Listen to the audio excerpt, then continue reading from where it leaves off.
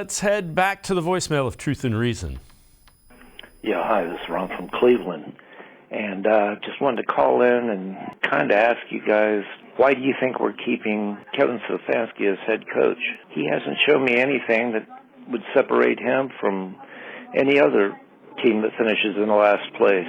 And if you want to see a good coach, look no further than the team I hate the most in the world is the Pittsburgh Steelers. There is absolutely no way that their roster should have finished in front of our roster. For God's sake, they got a cast-off quarterback and a rookie quarterback, and they're beating us. I have nothing against Kevin Stefanski as a person. Very articulate man, obviously very well read. He's just a good offensive coordinator and not a very good head coach. I'm sure a lot of people disagree, maybe not at this point since we can't seem to get out of last place, but hopefully somebody will see the light here in the near future, especially if we bomb again next year. I just want to see them win. It just comes down to that. Hey, best of the day to you guys. Love your show. Love the Cleveland Browns with all my heart. Go Cleveland. Woof. As always, appreciate all of the voicemails. Let's welcome in Ashley Bastock, Browns beat reporter from Plain Dealer, cleveland.com. Ashley, I want to point out one reason that Mike Tomlin is a good coach is their stability. Since the 1960s, the Pittsburgh Steelers have had 3 head coaches: Chuck Noll, Bill Cowher, Mike Tomlin. They don't change head coaches when they have a down year.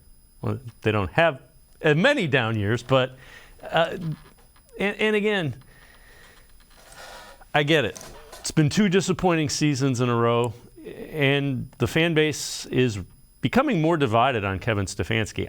I don't think he should have been let go just yet. I really don't.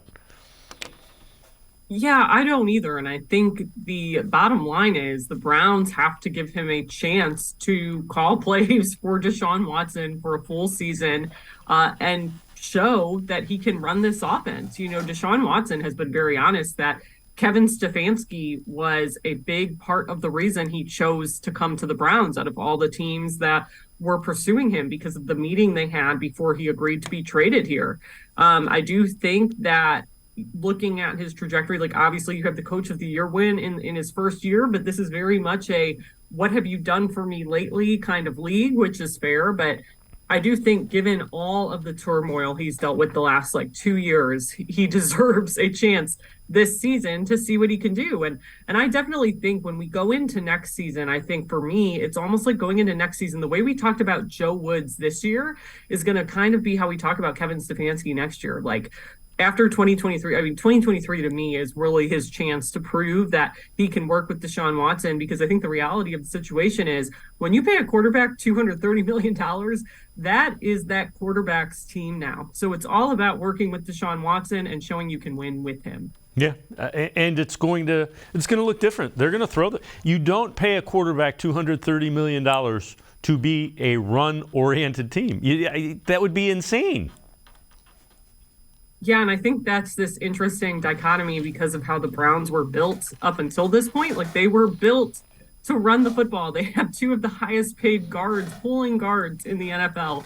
They obviously have Nick Chubb. Like, that's what this team still can run. But, I think it's going to be an adjustment for fans, especially these fans who want to see Nick Chubb get the ball 20 plus times a game, which, to be fair, that's never really been how this Kevin Stefanski offense has operated, but things are definitely going to look different. And I really think for me, these last 6 games this season were basically an extended preseason of sorts. I kind of felt like the Browns were out of playoffs.